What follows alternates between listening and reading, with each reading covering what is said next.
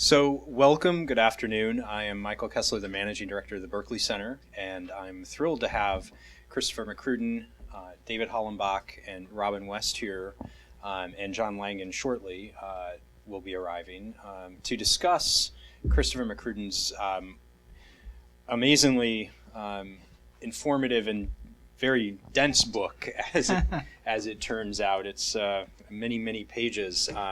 We're going to barely scratch the surface here.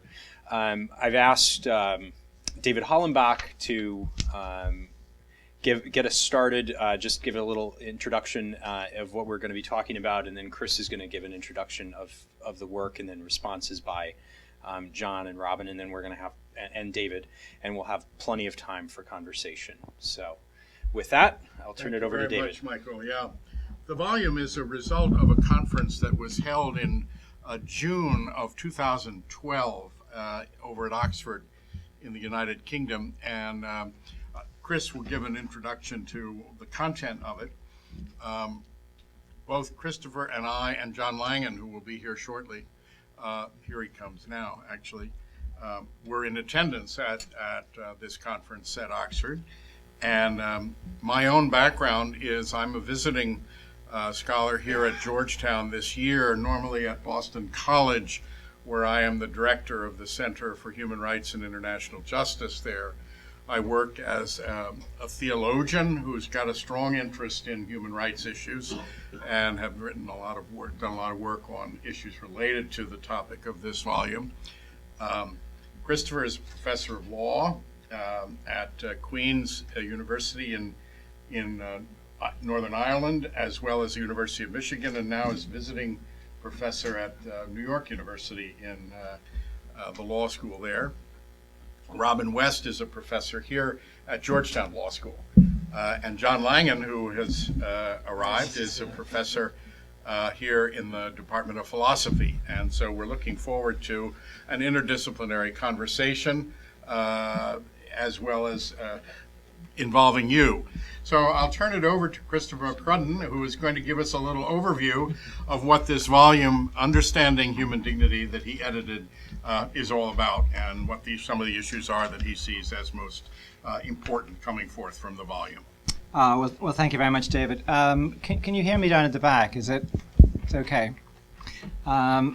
So, and thank you, Michael, for organizing this, and to the Berkeley Center for its generous invitation and for organizing it as well. I'm particularly pleased that it's taking place at Georgetown. I'm even more pleased to see John Langham and David, who were at the original conference, of course.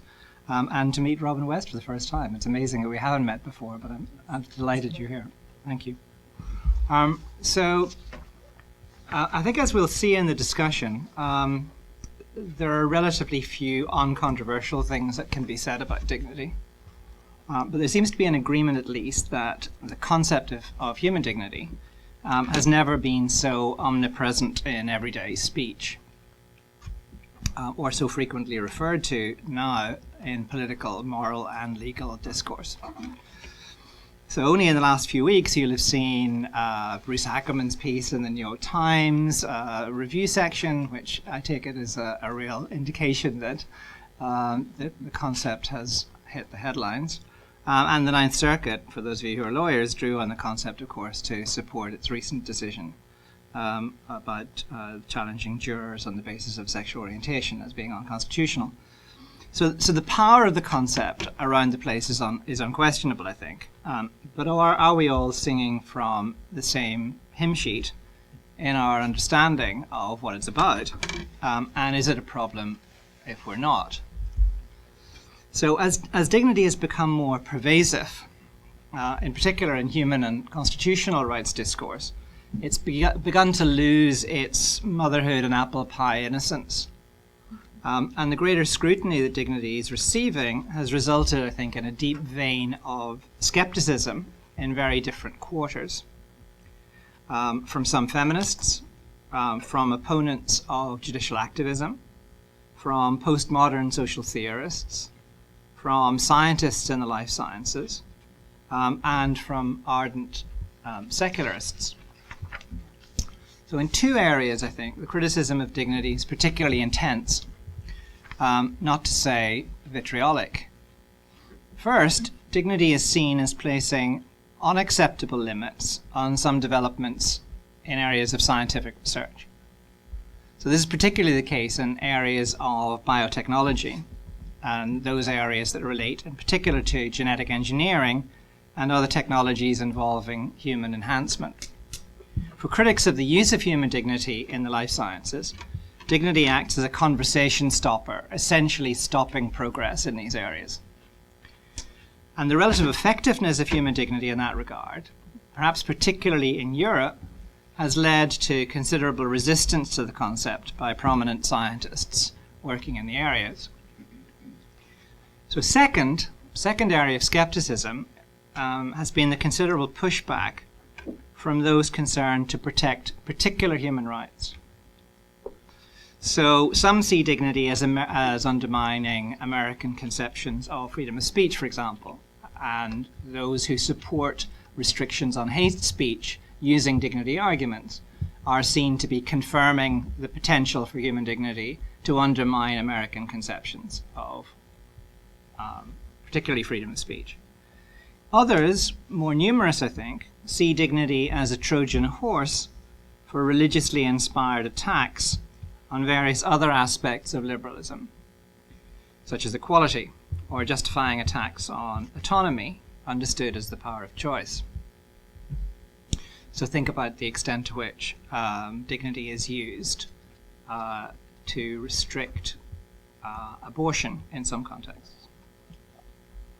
So far, I've focused on the controversial nature of the concept and its complexity, rather than focus on how the book tackles these issues.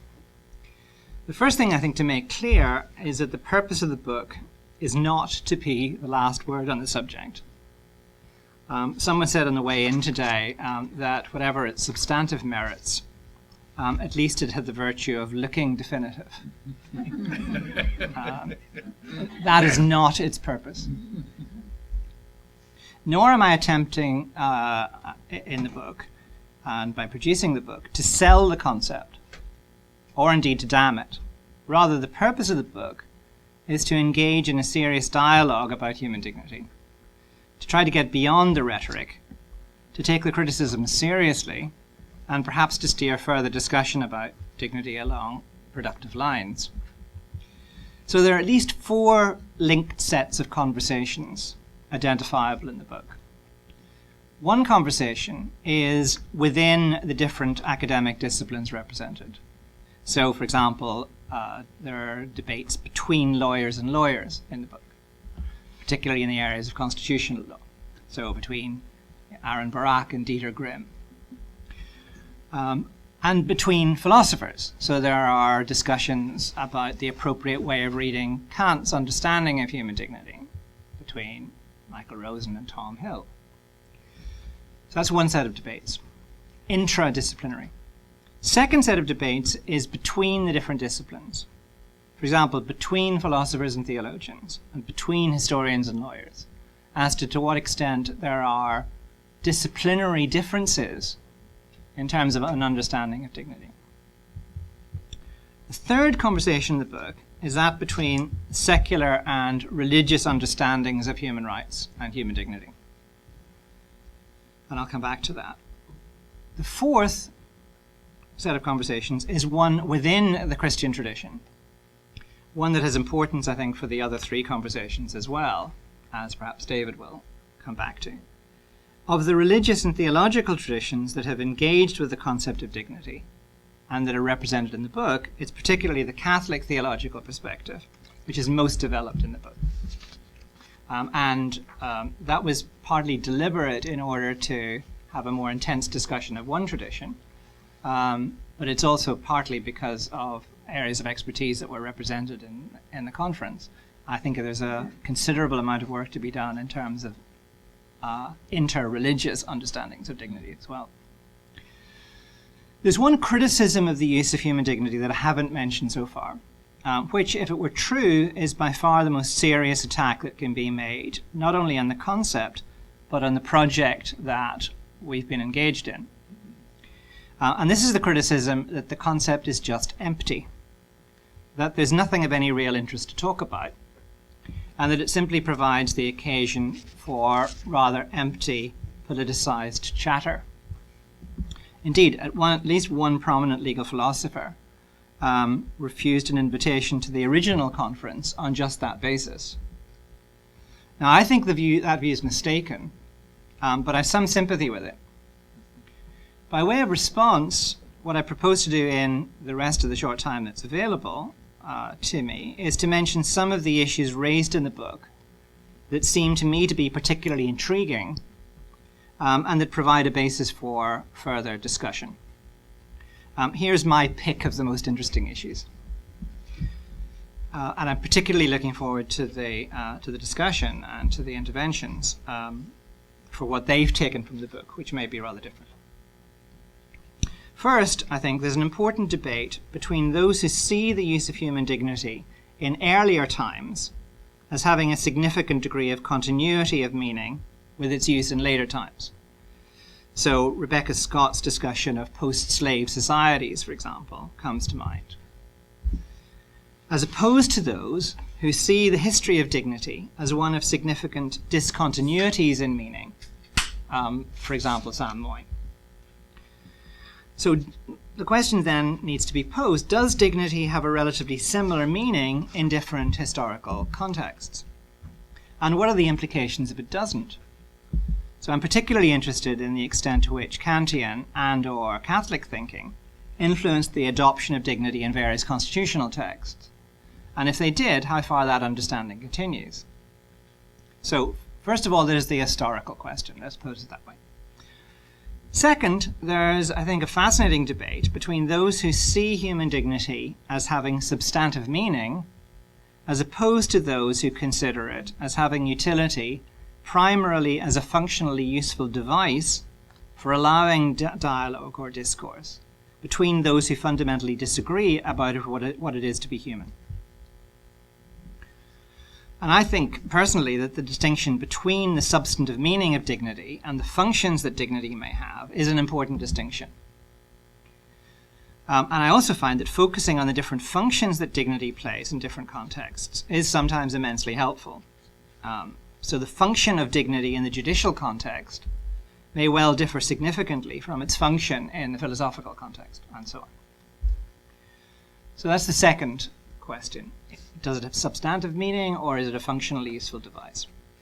Third, among those who see human dignity as having a core substantive meaning, among that group, I want to mention in particular the debate as to whether that core meaning focuses on the idea of the human person as having inherent value simply by virtue of being human, as opposed to dignity's core being better understood as equivalent to being treated with respect, or the absence of humiliation, or a particular status.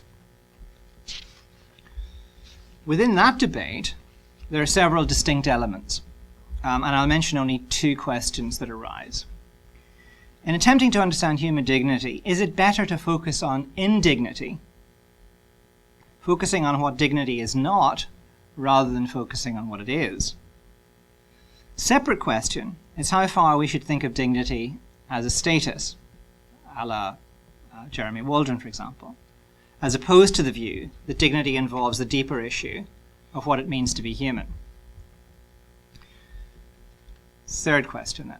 Fourth issue, among those who see dignity's core idea as the value that persons have by virtue of their personhood, there's a profound debate on what such an idea of intrinsic worth could be based on. How far, in deciding what's contrary to dignity in this sense, of a person's intrinsic value, should we privilege the person's own understanding, for example? Or alternatively, does a capacities-based approach establish the basis for intrinsic dignity? Now, some consider that the capacities-based approach creates more problems than it solves. So the higher animals share some capacities with humans, whereas those humans in a permanent vegetative state have far fewer capacities. Why are animals not included within human dignity, and those permanently incapacitated excluded? Do human corpses have human dignity? That's the fourth issue. Fifth, there's an important debate on how far human dignity has religious and theological presuppositions embedded in it. So the idea of humans being made in the image of God is the common Judeo-Christian way of capturing the idea that the individual is in some sense sacred. There's a consistent view among the theologians that we must always begin in humility before a truth that we cannot fully grasp, and a reality that we cannot fully know or exhaust. They talk of mystery. The implications this has for the possibility of dialogue between those who share and those who do not share these presuppositions is explored in the book. How far can arguments based on the mystery of personhood permit engagement with philosophers or lawyers? Lawyers are not notably happy with talk of mysteries. Even if there is an added value, except perhaps in the Supreme Court, even if there is an added value that theological reflection brings to dignity, does it have a valid political or legal role to play?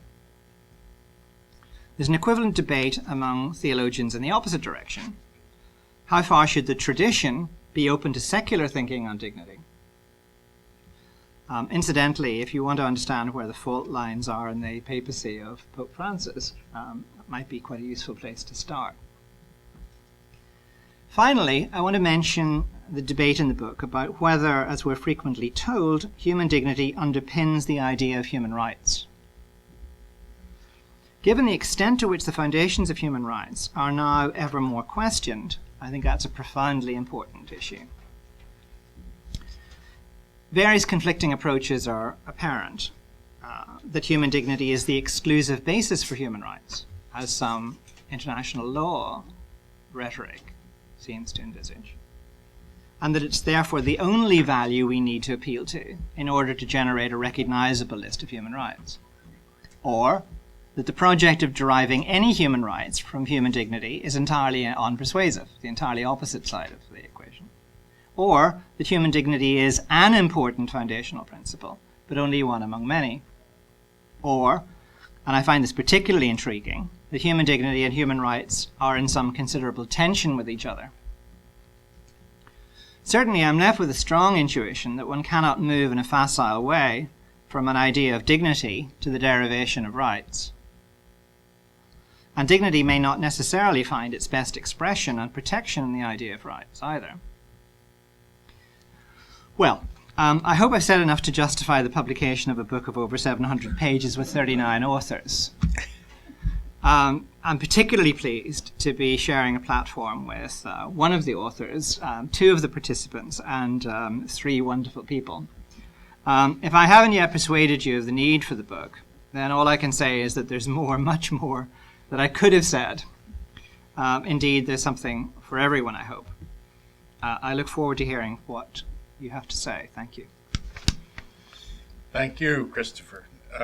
I will make a brief set of comments about some of the religious dimensions of the debates that are contained within this book, and then we'll move on to our two other commentators and so forth. I will try to avoid repeating a few of the things that Christopher McCrudden has already said. It does strike me, though, that one of the interesting background pieces for this volume that's referred to in a couple of the different essays contained in it is a critique that has been launched by several authors of a book edited by Edmund Pellegrino, late of the Georgetown Medical School faculty, a book entitled Human Dignity and Bioethics. And several authors launched critiques of that book precisely along the lines that Christopher indicated, that it was the phrase that was used by Steven Pinker was that it was attempting to smuggle Catholic ideas into the president's Council on Bioethics, that it was appealing to ideas that were too congenial to Roman Catholicism. So you get this criticism that the appeal to human dignity is a veil for certain kinds of religious ideas along the lines that Christopher has already indicated. It points toward the fact that there are several strands of interpretation of dignity. The Kantian strand, which would stress human autonomy and human freedom as really the most fundamental core of what human dignity is all about. That certainly is a very important component. You can go back to Pico della Mirandola in the Renaissance and find other broader concepts in looking at human dignity. Or you can go all the way back to the Stoics and some of the very early traditions of human dignity that treat human dignity more as a form of status in society, that a person with dignity is a person who dresses well, or who stands with an erect posture, bearing with human dignity. So that really, someone who is disabled or in some way diminished in their capacities loses their dignity, if you understand it in that sense. So there are these multiple dimensions of human dignity, or multiple interpretations. One of the things that's going on in the volume, in the back and forth between the different authors, are significant debates about how significant the religious support for human dignity really is. A couple of things that come to the fore that I found really quite interesting. There are several theologians who contribute to this volume. David Gushee, who is an evangelical theologian, he presents a kind of biblical account of the meaning of human dignity that doesn't just approach it from the point of view of the human persons created in the image and likeness of God, although it does that, but it also broadens it out in terms of other Christian ideas about love of neighbor and ways in which sort of forgiveness and a variety of other theological themes come into play in assessing what we mean by human dignity. Or Janet Soskis, who is another theologian who's a professor at Cambridge University in the UK, stresses that one aspect of the religious understanding of human dignity, and something that comes to the fore in the writings and recent speeches of Pope Francis, is that at the root of it is a special concern for the poor, the outcast, the victims of society, that whatever human dignity means, it means coming to the assistance of those who are in some sense diminished by the struggles of the human community. Or another religious component in the discussions, there's an article in here by James Hanvey, who's just become the master of Campion College, Oxford, who argues that the image of God in the human person, if understood in a Christian Trinitarian way, means that persons have to be understood as fundamentally relational. If God is three persons in one, there's an intrinsic relationality built into the meaning of God there. To be in image of God would mean then to be a human person is to be profoundly relational, which has some very important implications for the way we would think about the meaning of dignity. It would mean, for example, that autonomy, standing simply on one's own, is not an adequate way of understanding the meaning of human dignity, that human dignity has to do with fundamentally being able to enter into relationships with other persons. This is where there are critiques of the notion of dignity from a feminist point of view, but this is an area where at least some feminists who have a very relational understanding of human personhood might come into some overlap with this approach to the meaning of human dignity. Anyway, those are a couple of ways in which the religious component comes to the fore. Then a couple of the critiques. One of the essays in the book is by Michael Rosen, professor at Harvard, political theory, who, as Christopher has indicated, sees this notion of human dignity, he says explicitly, as a Trojan horse for bringing religious restrictions into the discussion of some of the issues of bioethics and other areas of life, because primarily he sees it as a way of critiquing the understanding of autonomy as an adequate understanding of what it is to be human. And that the issue of whether the religious interpretation of human dignity in fact does that also comes to the fore when Rosen points out that the Roman Catholic tradition, which has talked about dignity very strongly through the late 19th and most of the 20th century, and had an influence on the development of the notion of Menschenwürde, which is at the core of the basic law of the German Constitution. Whether this Catholic understanding is adequately grasped by an emphasis on the equal dignity of all persons. And Rosen points out how there are strong elements within the Roman Catholic tradition that combine dignity with a hierarchy of persons in a hierarchical order, that having one's dignity as being appropriately in one's place, so to speak. If that's true, then the language of human dignity really does stand in opposition to certain components of modern liberal thinking that would stress the equality of human beings in a very fundamental way. This emerged in the conference in a fairly intense debate about the rights and the dignity of gay people. On the one hand, Edwin Cameron, who's a member of the Supreme Court of South Africa, who wrote a fine piece in here comparing the struggle for apartheid. He's a white Afrikaner from South Africa who was a participant in the anti-apartheid struggle, and I think became named to the Supreme Court because of his role in opposition to apartheid. But he compared the struggle against apartheid to the struggle for the dignity of gay people in our own day, and talked about how, in some ways through his influence, recognition of the equal dignity of persons irrespective of their sexual orientation has been written into the South African Constitution. The South African Constitution is probably the most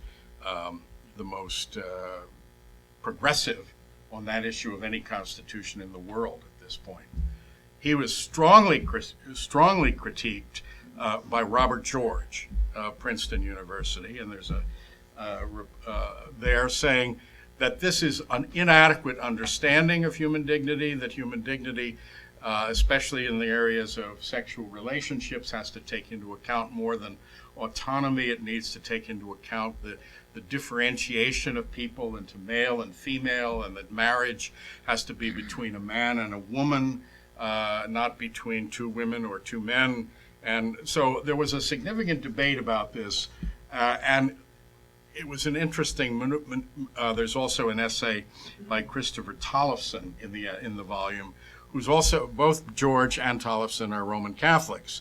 So I bring this to the fore because it would argue that maybe there is a sort of a Catholic agenda here that could be limiting dignity, at least with regard to gay people, in terms of certain fundamental issues.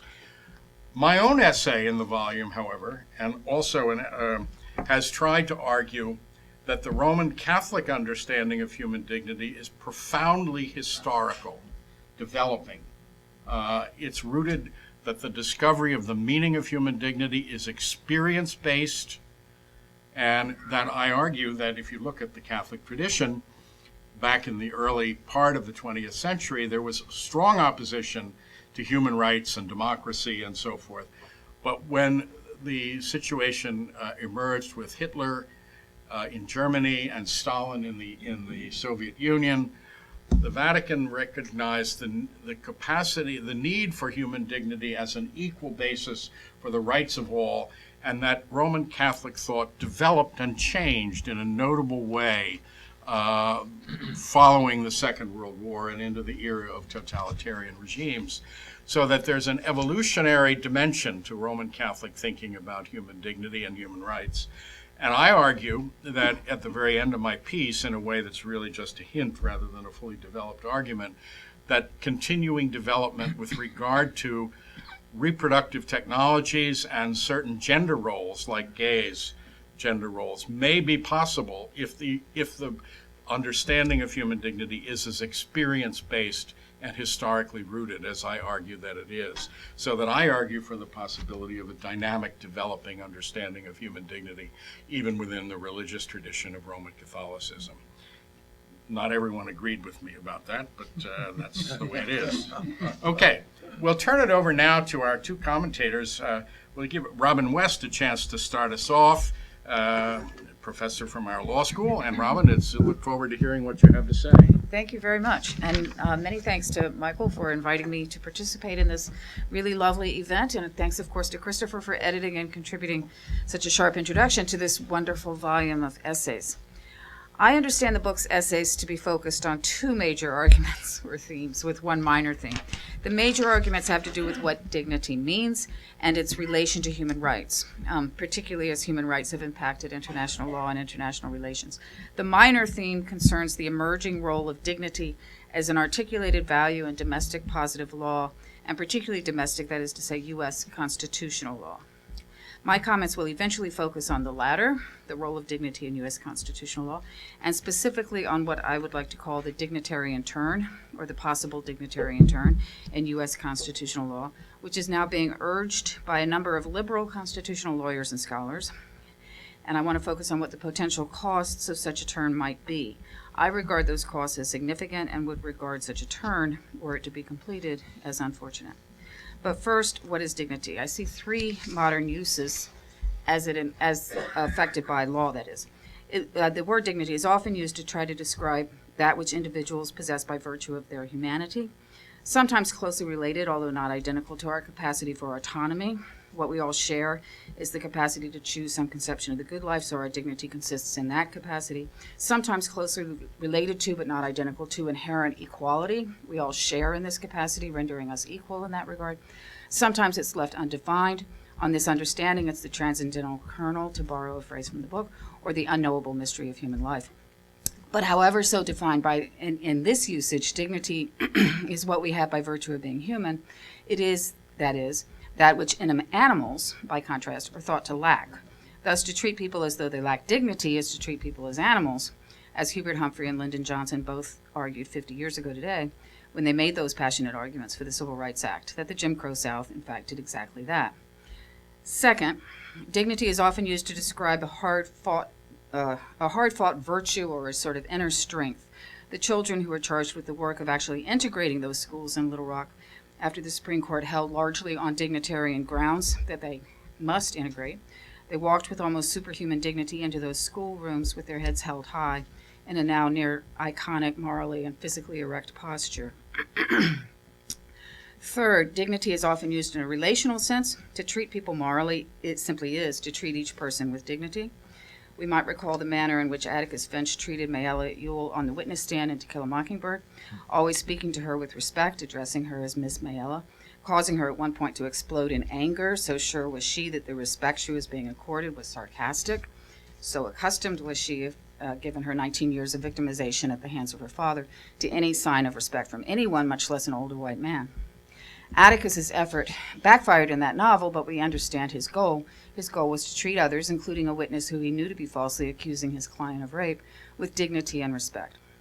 In this sense, dignity is what we are all morally obligated to give others. We must treat all people by virtue of their humanity with dignity.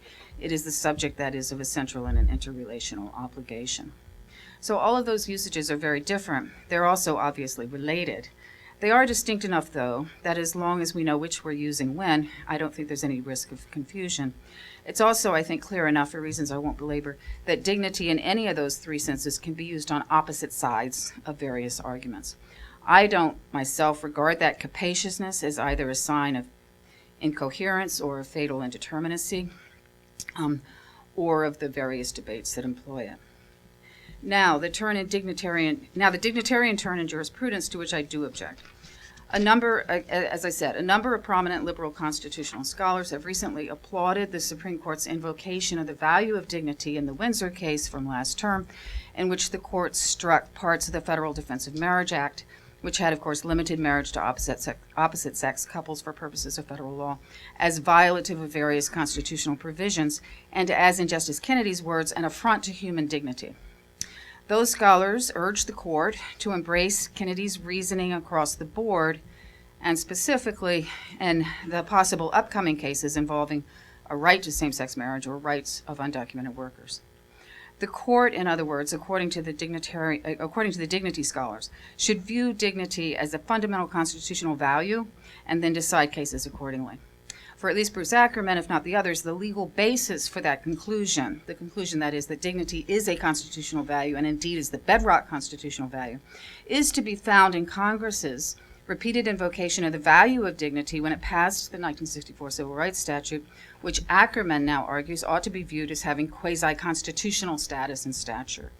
Thus, his conclusion, dignity was the basis for the passage of the 64 Civil Rights Act. That Civil Rights Act should be viewed as a part of our constitutional law, and therefore dignity is a fundamental constitutional value. So, I think there are a lot of problems with that, particularly the identification of civil rights as constitutional rights. I think that does a disservice to civil rights and to their democratic pedigree. Civil rights are, in fact, civil rights. Here, though, I want to note a different problem, and that is the transposition, in Ackerman's argument, of Congress's invocation of dignity as a basis of the Civil Rights Act, which I think was a tremendously laudable and even transformative moment in human history. I don't question the value for even a second of the invocation of dignity in that context, to the court's use of dignity as the basis for newfound constitutional rights, including the newfound right to marry, if there is one. There would, I think, be serious costs of that development should it come to pass, which should be reckoned even by those passionately committed to the cause of marriage equality. So I want to note just two costs, but I think there are others. First, and just as a matter of brute doctrine, one should be wary of what one wishes for. It's the Trojan horse, a version of the Trojan horse kind of problem. The embrace of dignity as a constitutional value by this court, which will be with us for quite some time, will be employed as a means of rolling back, not forward, our civil rights laws, and as such, it would almost unquestionably retard, rather than further, our quest for the racial justice that was the ambition of the 1964 law itself. We already see this happening. The embrace of dignity would simply speed it along. Thus, the Supreme Court and parents involved in Community Schools v. Seattle School District, you may recall a couple terms back, relied upon the grand clauses of the 14th Amendment, particularly the Equal Protection Clause, but it relied implicitly upon the injured dignity of the individual and his quintessentially non-racialized essence to strike down a voluntary school districting plan that had been carefully crafted by Democratic representatives at several levels of local and state government so as to achieve some actual measure of integration in that city's profoundly segregated schools, and to do so with a minimum of cross-boundary busing and with buy-in and investment from local community groups. Now, dignity was not explicitly invoked, but it clearly could have been. The evil of the law, according to Roberts, was its use of race as a determinant of a student's assignment, and the way to stop using race in the law, he opined, was to stop using race in the law. Thus, the use of individual dignity, meaning the harm to the dignity of a child whose placement under the plan would turn in part upon that child's race, so as to actually prevent exactly the integration of the schools that both Brown and the Civil Rights Act had sought to achieve. Second example, the court in Hosanna v. Tabor, 2 terms back again, used a dignitarian understanding of the freedom of the church to hold that a church-run school does not have to abide by the dictates of the civil rights laws in hiring or firing its staff who are nominally labeled as ministers. Thus, again, dignity operated implicitly but quite directly in that case to limit the scope of the Civil Rights Act, not to expand it. Third, in Shelby County, Alabama v. Holder, the court held that Sections 4 and 5 of the democratically enacted Voting Rights Act, requiring approval of various registration requirements in southern states, violated the dignity of those southern states, given the law's apparent assumption that racism still infects those laws' voting rules and regulations, and therefore the Voting Rights Act violates the Constitution. In all 3 cases, then, dignity and dignitarian interests were used as swords pointed against the Civil Rights Acts, not as a shield protecting those Civil Rights Acts. Second, and more generally, the same dignitarian turn that prompted Kennedy to find for the plaintiff in Windsor has prompted the court to find, among other examples, that individual workers do not have obligations to contribute to the unions that represent them, on basically dignitarian speech grounds, that healthy individuals cannot be required to purchase health insurance so as to create a large enough pool of resources to cover the health costs of the poor, again, basically for dignitarian reasons, that corporations and wealthy individuals have free speech rights and thus cannot be limited in their attempts to influence political campaigns, again, for dignitarian reasons. It might prompt the court in the upcoming case this term to find that corporations have rights of conscience as well, and therefore cannot be required to abide by the mandate of the Affordable Care Act that they might find morally objectionable. All of those various quasi-civil rights laws protecting labor, health, non-discrimination, would be struck, and again, basically for dignitarian reasons, or for reasons that could and would be readily brought within the ambit of a dignitarian constitutional principle. Now, of course, those decisions don't turn on whether or not the court invokes the word dignity, and none of them, including Windsor, actually required the court to hold that dignity is a constitutional value in the same way, for example, that the court in the 70s did have to hold that privacy is a constitutional value for its reproductive rights jurisprudence. But that doesn't mean that the dignitary turn in Supreme Court constitutional jurisprudence would be inconsequential. The greatest consequence, I believe, as well as the most unreckoned among those who are urging it, would be what used to be called legitimation costs, or put more neutrally, the increased perceived legitimacy of the court when engaged in anti-majoritarian and anti-democratic adjudication, such as when it strikes down integration of school plans, or the Voting Rights Act, or the Civil Rights Act itself, or the Affordable Care Act.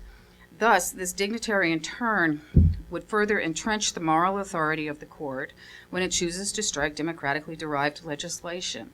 The use of dignity is a part of an argument for striking DOMA, the Defense of Marriage Act, thus pleasing progressives of all stripes, quite obviously further dignifies the court's dignity-driven decisions to strike progressive statutes of all sorts as violative of the dignity of individual rich people or corporations who choose to contribute to political campaigns, or to healthy young individuals who choose not to buy health insurance, or of the church school employers who choose not to abide by the mandates of the Civil Rights Act, or school children who should not be assigned to a school even partly on the basis of their race. So dignity, like constitutional rights quite generally, of course, will occasionally be invoked on behalf of the downtrodden, the criminal defendant, or the excluded, the children and Brown itself seeking an integrated education, the accused in Gideon in need of a lawyer, Mrs. Windsor in the Windsor case seeking, a tax deduction. When it is, though, and when we celebrate those victories, we do pay this cost. We, to that degree, further elevate the court's prestige and its moral standing. We further denigrate democratic processes, and we further denigrate the voter. At a time when the voter is besieged by all sides, we further entrench the court's authority when it uses the same foundational values to thwart democratic decisions on behalf of citizens' health, or toward their integrated schooling or representative elections. Those are what I'm calling legitimation costs. The phrase echoes the rights critics' complaints of a few decades back to the effect that constitutional rights talk generally, have the same structure and often the same costs. Now, there's a second cost of the dignitarian turn related to the first. Okay, I've got 2 more minutes. But I want to spell it out as distinctive, although they're overlap. The dignitarian turn in law, whether dignity is invoked as a constitutional value or as a distinctive kind of harm that might be recoverable, say, in tort actions, has the direct consequence of elevating those aspects of our humanity that are not shared by other sentient creatures. That, in turn, runs 2 risks. First, it endangers animals for obvious reasons.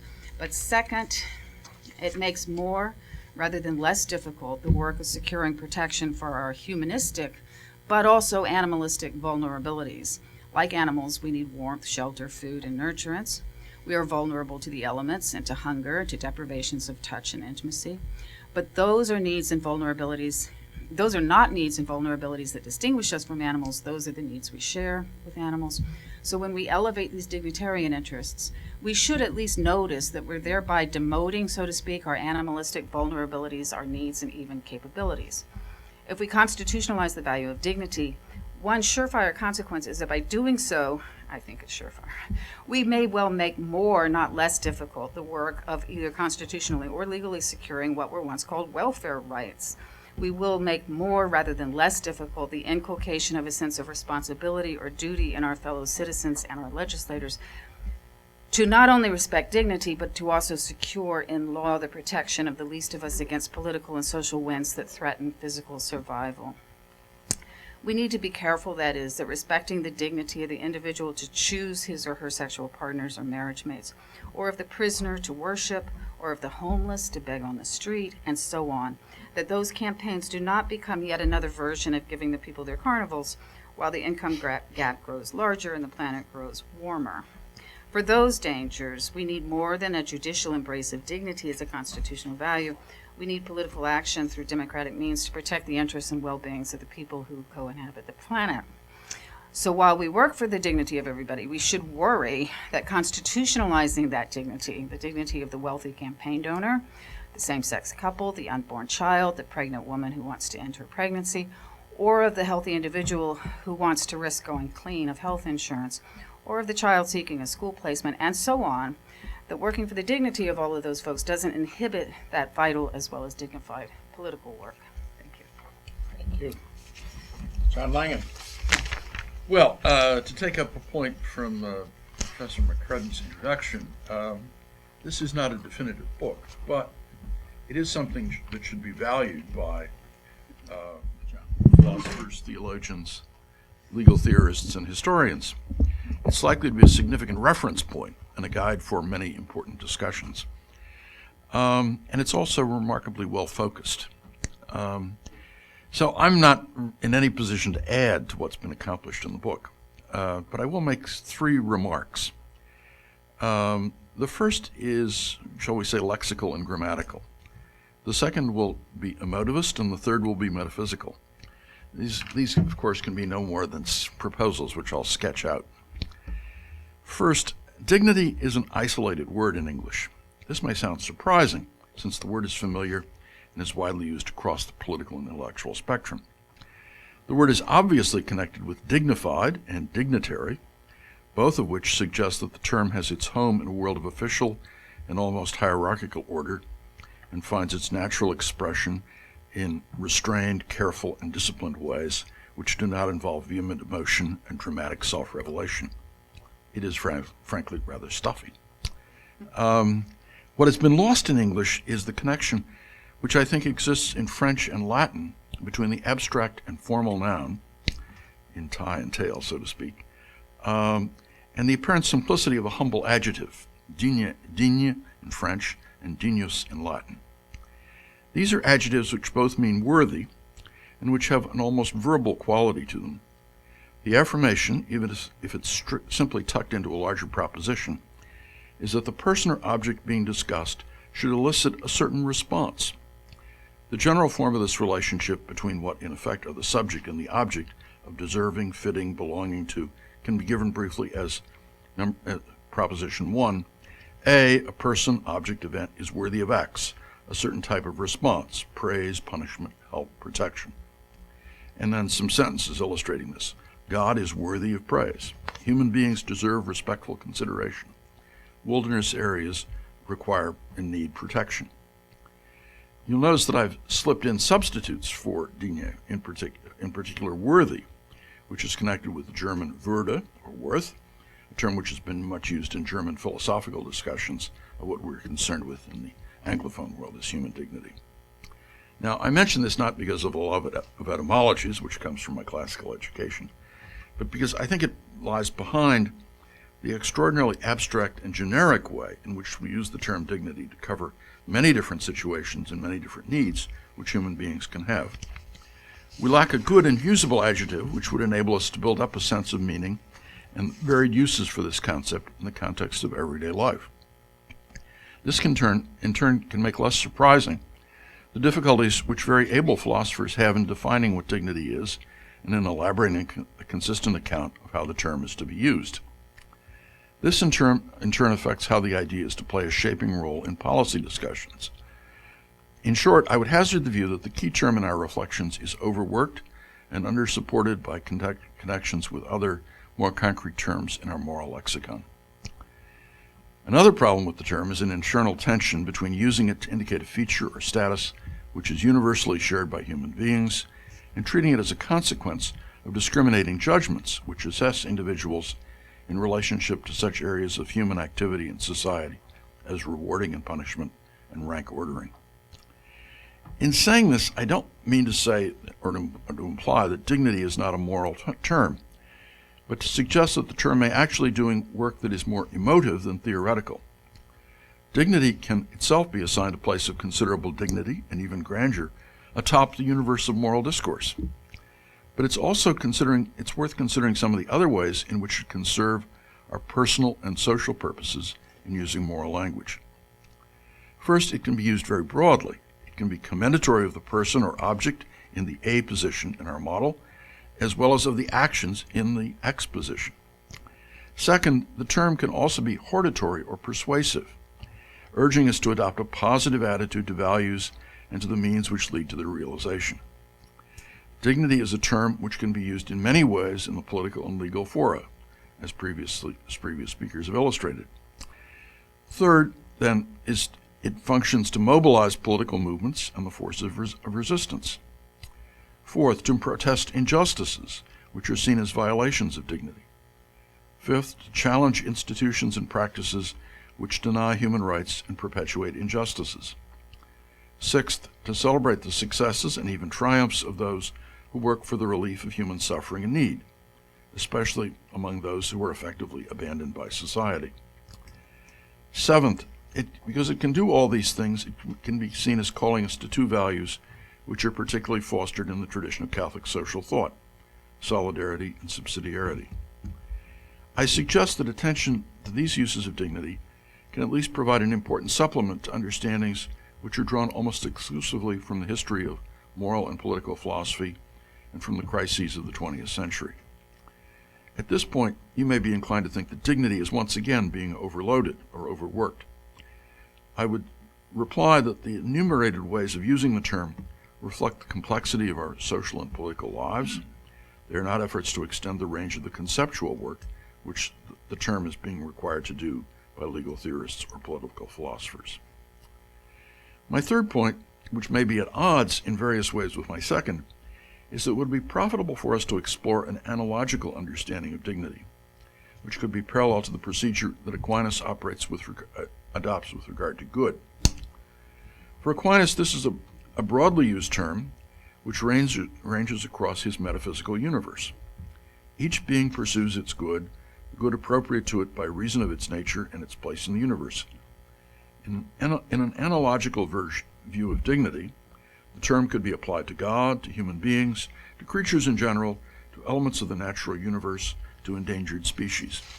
It would be applied to those beings after appropriate research and reflection on what the capabilities and needs of these beings are.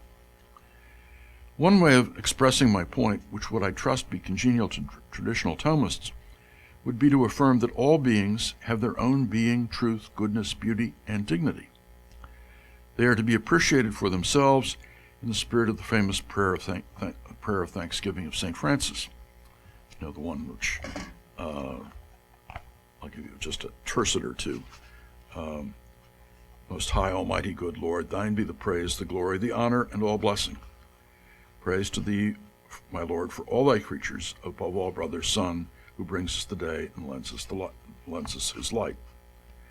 Praise to thee, my Lord, for Sister Water, who is so useful and humble, precious and pure. So that would, of course, get very close to obviously a religious response to the realities involved. But I think it can also be appreciated across the religiously divisive lines. The term would not have the same implications for action in all of its uses, and would be diversified to correspond with the things being evaluated in particular conflicts and discussions. It would be interpreted, thus, analogically and not univocally. More specifically, it would need to be individualized to meet the special needs of those who are deprived of the ordinary opportunities which follow from the statuses of human being and citizen. The use of the term could be interpreted within a broadly evolutionary and progressive view of humanity, and need not have the reactionary implications which Michael Rose fears. be interpreted in a way which would allow for historical shifts in the requirements of human dignity, of the sort that David Hollenbach was just mentioning. The notion of an expansive regard for the dignity, but more especially the precious and valuable dignity of all human beings, may well be thought to be a task which is more than we can bear. It is not simply a task which we can assign ourselves.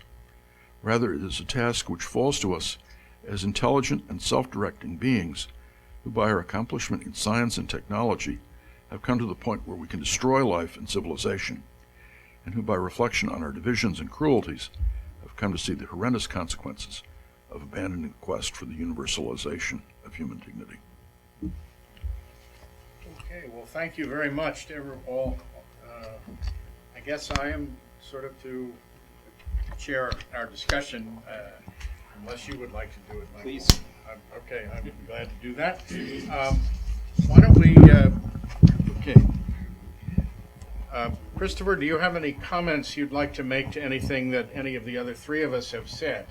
Or should we go directly to the assembled group here? You may want to add a word or two to what was said, though. Can I just make two, maybe three brief points? The first is to tell you a story about Edwin Cameron. As you said, there was a sort of standoff between Edwin Cameron and Robbie George at the conference. But before that happened, Edwin Cameron came into the room and met James Hanvey, whom you know, but the rest of you is a Jesuit priest. And Edwin said to James, "Oh, you're a priest?" And James said, "Yes." And Edwin said, "I hate Catholics. I just want you to know that. Nothing personal, but I just hate Catholics." And James turned to him and said, "You know, so do I. So do I. A terrible lot, really. Awful." So that I took to be quite an interesting engagement, showing that there are remarkable differences within different traditions, as well as between them. That's the joke. The more serious point is to pick up maybe just two brief points from the other contributions. The first is, if I could turn to Robin. First of all, which was absolutely fascinating, absolutely wonderful. Thank you. But just picking up the source of the Dignitarian turn, I think my interpretation of what you were saying was that, at least in part, you're sharing with Bruce Ackerman the source of the potential Dignitarian turn in the developments around the Civil Rights Act. And I'm wondering whether there's, as well as that, obviously that's the case, but as well as that, I'm wondering whether there's something else going on, which is the increasing attempts by particularly liberals, broadly defined, to introduce comparative constitutional law into the court. And if that's the case, then I think that's quite an interesting tension, additional tension that arises, because to the extent that the Supreme Court, clearly in the last 10, 15 years, has been persistently exposed to comparative jurisprudence from South Africa, from the European Convention on Human Rights, from Canada, from India, most of these other jurisdictions are using dignity. And so it wouldn't, I think, be entirely surprising if the dignity seemed to become a sort of lingua franca for filling a vacuum in otherwise contested foundations for human rights or indeed for constitutional rights. If that's the case, then I wonder whether the resistance to dignity, much of which I share, is also a resistance to comparative constitutionalism, both on your part and on the part of those who are equally skeptical of dignity language. And again, I may well share that, but it seems to have a broader implication, the resistance to dignity, than just the costs that you mentioned, however important they are. That's the first point. The second point arises from John's again, if I may say, wonderful set of comments, and it relates to the first part about the sort of the lexical aspect of it, and that is that many of these debates take place in English, I was at a wonderful conference that was organized at Notre Dame last month. And one of the people present was a representative of one of the major Catholic relief agencies. And he put up on the PowerPoint a set of 50 mission statements from all of the major NGOs. And they all mention dignity, every single one of them, in their mission statements. So not only is it, as it were, the lingua franca for comparative constitutionalism, it's also becoming, I think, the lingua franca in the NGO sector worldwide. But here's the point. The point is that they were all in English. And so one of the other participants asked, well, how do you translate this notion into, as it were, Swahili or many of the other languages in areas that you're actually dealing with? Do you have a sort of quality control that means that the expression of dignity that you mean actually gets translated into these other languages? Because if you think of dignity in some languages, I'm thinking of Hebrew, where there's a very close connection between the notion of human dignity, I think it's kavod adam, with the notion of honor. So if these other jurisdictions, if these other languages confuse notions of dignity and honor, then you get a very different result if what the NGOs are all telling the people that they're listening to is you should respect honor. Well, think of that in the gender context. Then it becomes highly problematic. So the point I'm making is that John's point, I think, about the lexical issue can be taken more broadly to be a problem about how this gets translated and used in other kinds of languages. And I think that's highly problematic and indeed needs to be introduced into the conversation. Otherwise, we sort of become increasingly Anglo-centric in all this. Good. So others from the assembled group here would like to raise some questions or make some observations about what we have been talking about here. Not too many people here have had a chance to read this book, I'm sure. But shame. You probably would like to raise some questions at least, or some observations to our comments. Yes. So earlier on, you mentioned the relations between human rights and human dignity. And so I'm just curious what you'd have to say about the Universal Declaration on Human Rights and how that impacted both legal perceptions of human dignity and also just sort of cultural and national conceptions of it. Shall I head off on that? So that's great. So you're specifically asking about impact, and I think it's fair to say that the impact of the use of dignity in the Universal Declaration was quite delayed. My strong impression, and by the way, nobody's actually done a history of dignity yet, which would be a fascinating thing to do, but my strong impression is that dignity comes into common international and domestic discourse in areas that it hadn't previously been used around about the 70s, maybe even later 80s. And a lot of the references, once it is introduced, go back to the Universal Declaration and pick it up from there. But I'm not entirely convinced that that was the motivation for it or the only source for it. Since the 80s, it has now become used in, I think, the preamble of every single human rights convention, of course, it's not in the European Convention, interestingly, which was drafted at the same time as the Universal Declaration. Interesting question there. So I suppose my point is that at the time the Universal Declaration incorporated it, I suspect it was used much more as a placeholder for the otherwise vacuum that would be left in terms of justifying the theory of human rights. I mean, that's my own view.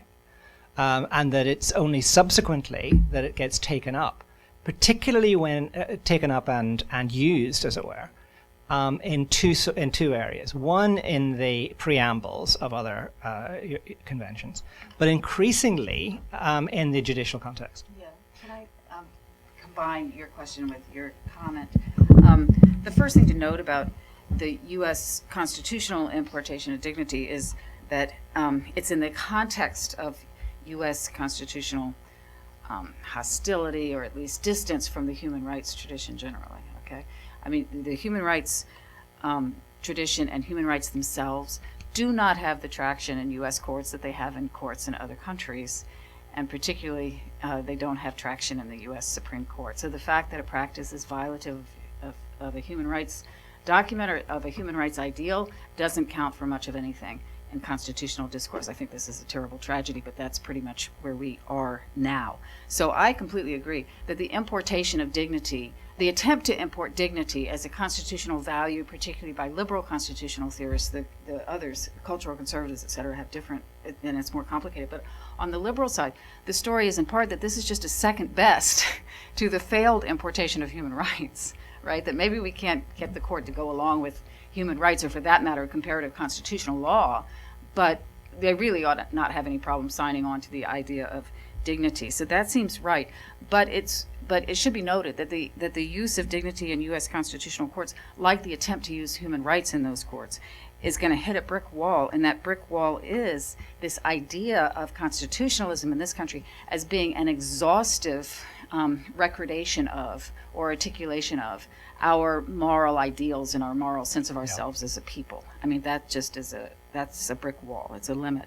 So dignity, when it's used as a U.S. constitutional value, can't even logically be premised on an understanding of what humans share by virtue of humanity, because the U.S. Constitution is all about American citizens.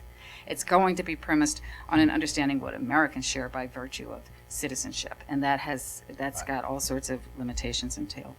On the cause of the dignitarian turn, as I just said, I think that that's certainly a part of it. Another big chunk of it is that is the abortion jurisprudence itself on both sides. Right. I mean, dignity plays a major role in German constitutional cases on abortion and in other parts of the world as well.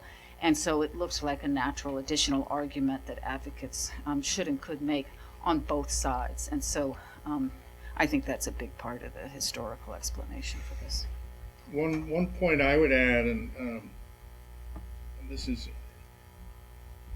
from a religious and Catholic perspective, you find the notion of dignity emerging within Roman Catholic discourse that has to do with rights in the early 20th century, having to do with the right to organize labor unions, the right to a just wage, the right to a minimum living standard for everyone, and including in 1919 from the U.S. Catholic bishops, the right to universal health care.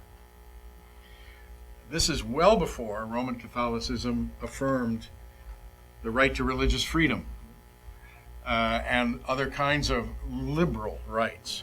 So in a sense, where it's coming from within, when we get Pope Francis talking about human dignity, he's talking about something that is really worried about people not having enough to eat. Right, that's right. And now that's part of the resistance in the American constitutional tradition, because those rights to eat, to housing, and the right to health care don't appear in the Bill of Rights. So bringing it into the constitutional tradition raises all sorts of complicated issues there. But that's where I think the debate about what do we mean by dignity, or what's the substantive content of it, becomes really important when we start debating back and forth whether it's a good idea or not. Right, and so when that history of dignity gets written, it really needs to attend in the U.S. context to the difference between the invocation of dignity and these political movements, where it's more often been invoked on behalf of, the downtrodden, and the invocation of dignity at the judicial level by courts, where it's being invoked increasingly on behalf of the rights and interests of wealthy people. Right. I mean, I think the U.S. debate is absolutely fascinating. But one of the things that it's interesting to think about is how differently different courts use dignity in terms of its core understanding of the issues that it should be involved with, right? So my understanding in the U.S. context, you'll correct me, was that it particularly comes in the death penalty jurisprudence with Brennan, yeah. So Eighth Amendment stuff. Then it gets transferred into issues of abortion in terms of autonomy, and at some point it then gets connected also to questions, for example, of prison conditions and so on. If that's right, then if you were to compare that with where other jurisdictions are using it, then it would often be a very different pattern, right? So, for example, in terms of what you've been saying, you may well see it much more used, for example, in the South African context, in terms of socioeconomic rights. Yeah, so a lot of the flexibility, the capaciousness, as you put it, of dignity, has to be then hammered out in particular localized contexts, and often the context in which it's used then actually determines the core meaning that's often understood in that particular jurisdiction. So your point about the way it may be emerging in the American context is. It's a particular American story. The problem for the rest of us, if I may say, is of course the dare one say, hegemonic, The spillover. Effect of the American debates elsewhere in the world, where because of the hegemonic and because it's conducted in English, it's likely to affect other debates in I think an unfortunate way, even where those jurisdictions had previously had an understanding of dignity that differed from the American in its first instantiations. Others, comments, please, questions? Yes, this lady here. I'm sorry. This lady here. Oh, yes. Being good and waiting for the microphone. So thank you for your account of kind of how human dignity changed historically for the Roman Catholic Church. I thought that was very interesting. It raises two questions for me. One would be that I would then understand human dignity to be very socially situated and culturally specific, which raises the question of to what extent can we see this as a universal concept, given that? And then secondly, what it means theologically, because as I understand human dignity, it's kind of understood as something that's been conferred upon us by basically the truth of God's existence and our creation in the image of God. So the fact that this concept has changed historically, what does that mean for the kind of truth basis behind it? Well, this is a very interesting point, and Christopher raises this question in his chapter about my essay and whether my essay ends up being so historicist that it sort of relativizes the concept of human dignity almost out of existence, which I hope it doesn't do. But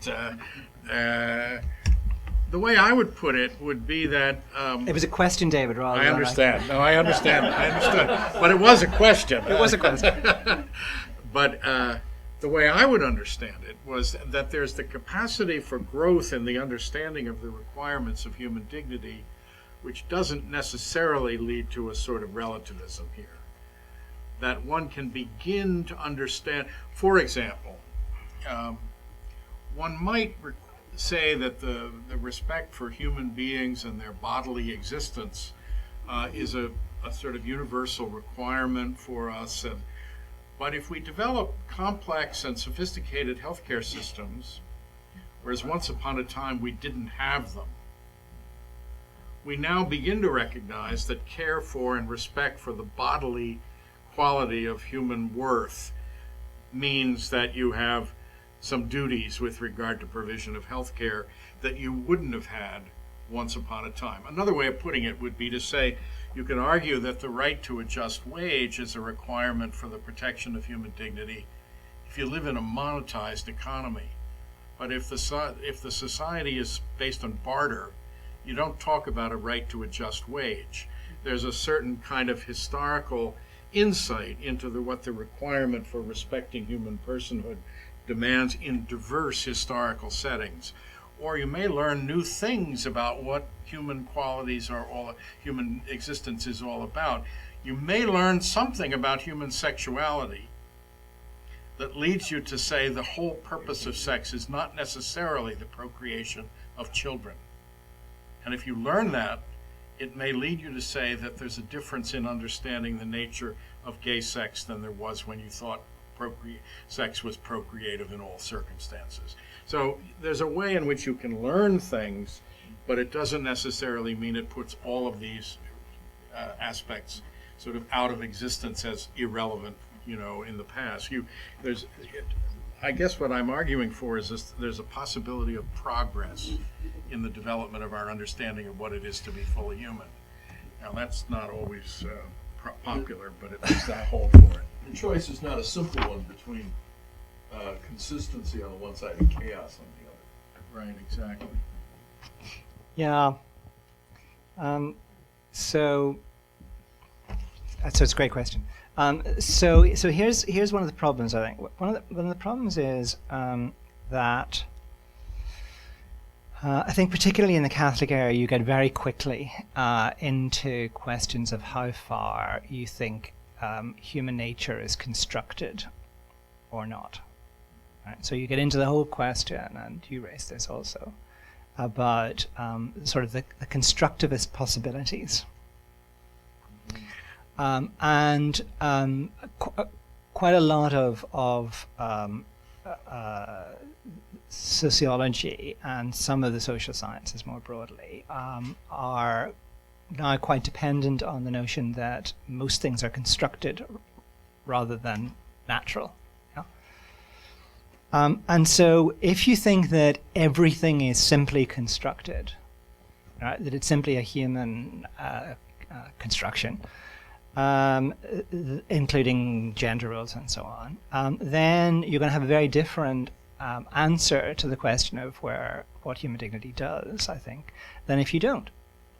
And so I think one of the fault lines in the Catholic position is over what's commonly called, I think, Catholic anthropology.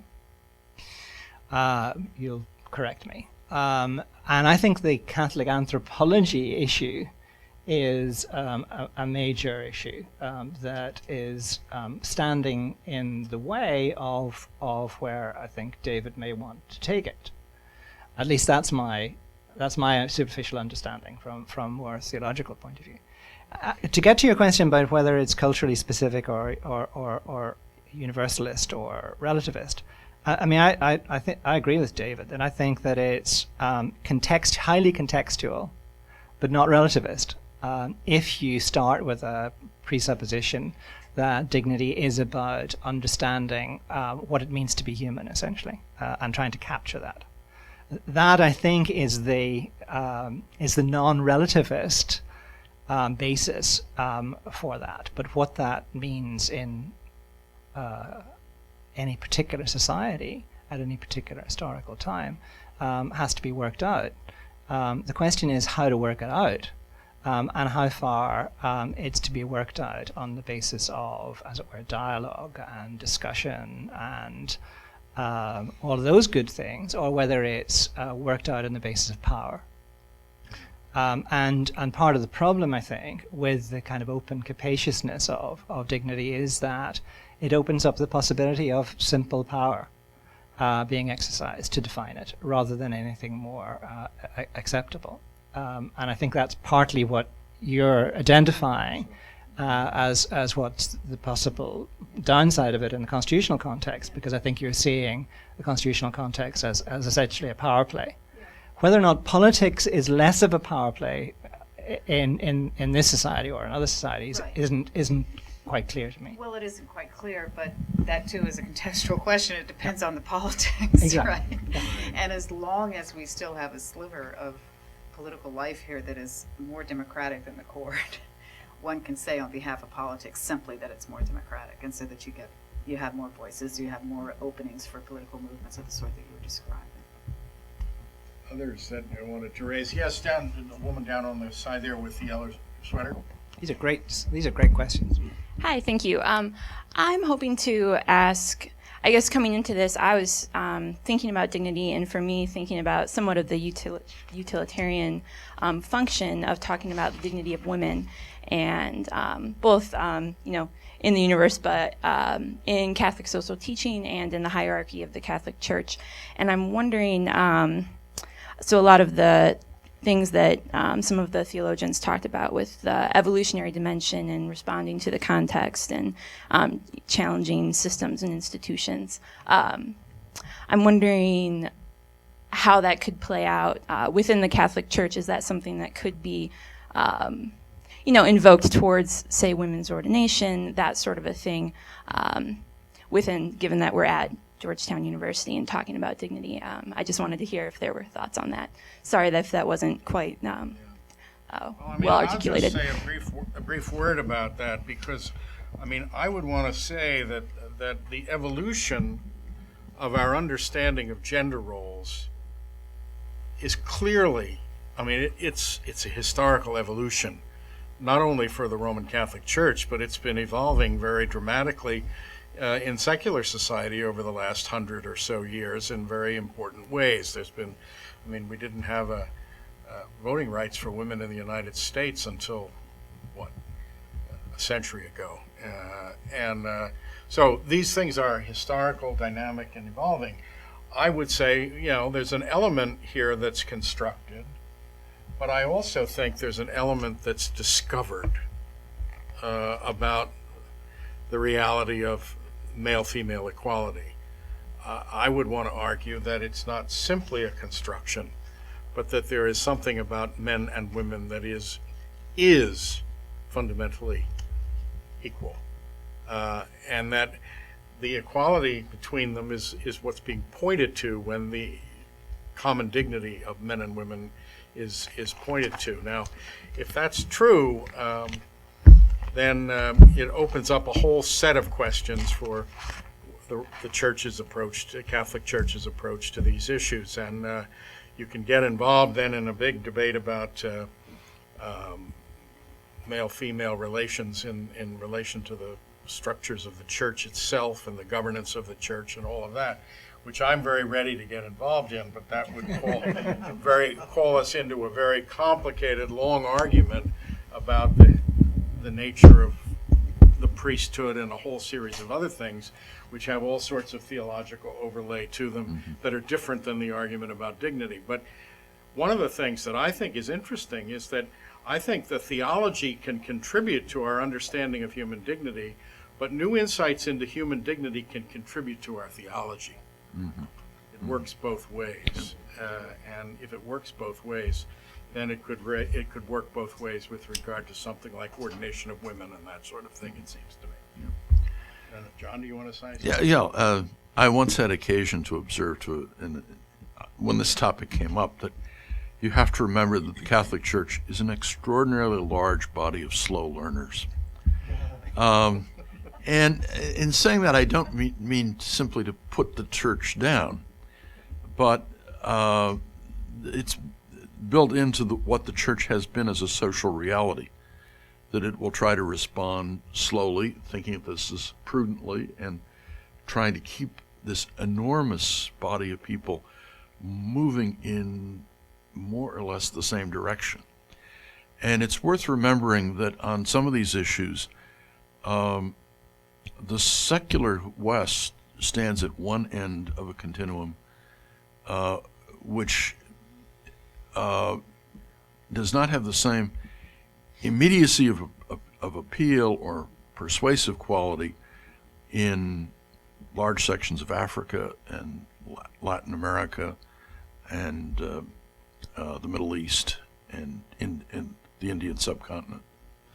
And I think one of the larger functions of the church is to build international patterns for addressing some of these issues, which will require at least concessions with regard to timing and the development of certain attitudes of mutual respect across lines that are, for a lot of people, simply thought of as rights or not rights. Right. This gentleman down here, we're going to just have to take one more question, and then we can have some informal conversation afterwards. But I don't want to keep people locked in this room who didn't agree to stay beyond 1:30. But go ahead, please. This is maybe looking at dignity more from a negative than a positive, but a subtractive type of view. I worked with people that were addicts, and very often you didn't recognize dignity until you had lost it. Mm-hmm. And so I want to kind of point to the mystery of the wound. This sounds very Catholic, even though I'm not Catholic. Mm-hmm. It's almost like in the recognition of a wound, but society will not recognize certain wounds, and you yourself may not recognize that you're wounded until a circumstance happens where there's a separation from self or an unbearable loss of self-esteem connected to a loss of health and a loss of well-being, even to the point of physical or spiritual illness. I even like the word spiritual illness. And so I'd like you to comment a little bit more about the effects of how we construct social realities, either to veil wounds or at certain times how maybe the awareness of those wounds really does spark a change, because we can no longer just cover up the pain of a growing awareness. Say a group of people, women in the church, start to become more and more aware of a wounding, or people that are gay become more and more of a wounding, where at times we'd say, that's not a wound, let's not go there. But then after a while, you cannot avoid the wound. I'm speaking more from a physician sense than a theologian sense, mm-hmm. but we have to deal with the healing of people. Others, you want to say something on that, Chris? Sure. So I think one of the most interesting people writing along a similar kind of line to yours is somebody like Avishai Margalit, mm-hmm. Who essentially sees the notion of dignity as being indignity, as being the way to go, and captures it in the sense of humiliation. Now, I think what you're saying is different from that, but not 100 miles away from it. And the question I think that you ended with, which is what does one do with this insight, is I think the most difficult question, because it gets back to Robin's question that different contexts in which you want to use dignity may well have different responses to the point that you've been making. Personally, I share with Robin and unease that issues like vulnerability or even humiliation would be judicialized because I think of the potential downside. So my reaction to you is, as a lawyer, that I'm uneasy about taking that very far, because I think that it renders judicial decision making highly problematic. Yeah.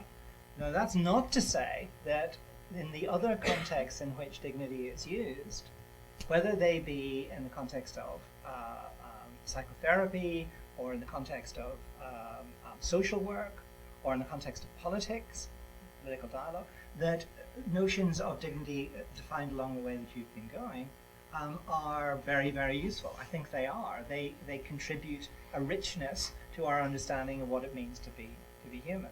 I'm just uneasy about it being used as the leitmotif for dignity in all the contexts in which it's used. One last point, and that is that, fortunately or unfortunately, I think a lot of the vernacular uses of dignity, if I can put it that way, are increasingly being affected by its judicial use. Now, that may be simply, lawyers' imperium, right? The lawyers think everybody is listening to them, and they're not. That's quite possible. But I suspect that it actually happens in the dignity area perhaps more than in others, where there is such a capaciousness, to use the word again, in the vernacular use, that when it gets pinned down in judicial contexts, then that affects the way in which society uses it. And I think that that would be unfortunate, and that we should keep the kind of vernacular uses of it much more open than appears to be happening in the judicial. Yeah, no, I completely agree. And to combine the last two comments, and first of all, to answer the question about women's roles, just by making a quick analogy to the evolution of women's roles in the military. These arguments based on equality and even based on dignity were made with respect to women's inclusion in the military and then equal treatment in the military for decades before it got traction. The only thing that gave it traction was not equality arguments per se, because equality arguments don't get you very far, nor do dignity arguments. Look, I mean, if it's true that men and women have differences that would translate into different roles and functions in the church or in the military, then respecting equality and respecting dignity is completely consistent with these different things. It changes in the military cases only when it's shown that the attributes that were identified as masculine were not in fact essential to the goals of the institution, or that those goals weren't worthy given the severity of the wound that's accomplished by virtue of the exclusion, right? And so it's not until somebody sort of gets into the weeds and talks about the same is true, by the way, with respect to fire workers and policemen and women. Is it really true that you need all that upper body strength in order to be a firefighter, or is it sometimes the case that you want somebody with a smaller physical constitution for fire work or for police work or for military work, etc.? Until the argument is at that level of concreteness, right, it doesn't really move forward. And I suspect the same will be true of women's roles in the Catholic Church. Just calling out for dignity and calling out for equality doesn't answer arguments that are based on a complementary view about the roles. But I do think that arguments based on the severity of the wound matter a lot. And I agree about their use and abuse in the judicial context, but I think that that's where you really get momentum in social movements, for the most part, is articulation of those wounds and then empathic responses to them. I mean, Brown versus Board of Education didn't just say everybody should be equal. It also said, look at what you're doing to these black kids when you separate them. Right. They showed that there was a wound being inflicted there.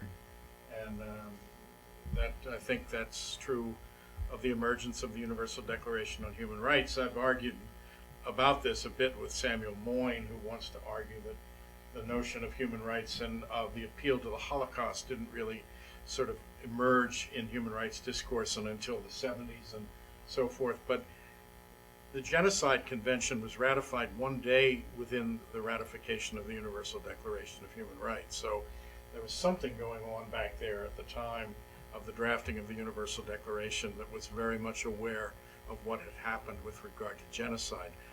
The wound, sort of beyond all wounds, and we're just in the midst of commemorating the 25th anniversary of the Rwanda genocide. So these are wounds that I think are very much at the heart of the. It's not an accident that the German Constitution has Menschenwürde at the beginning, in the aftermath of what the predecessors of that Constitution had done, it seemed to me. So anyway, I think we've exhausted the time. I want to thank Christopher McCrudden for coming down from New York to stimulate us into this discussion of the book that he's edited. The book is available. You can get it online and through Amazon and various other places. I'm sure we're going to have it in the Georgetown bookstore and in the Georgetown library very soon. And I want to also thank Robin West and John Langham for their contribution, and to thank Michael Kessler and the people at the Berkeley Center for hosting us for this enriching conversation. So thanks very much.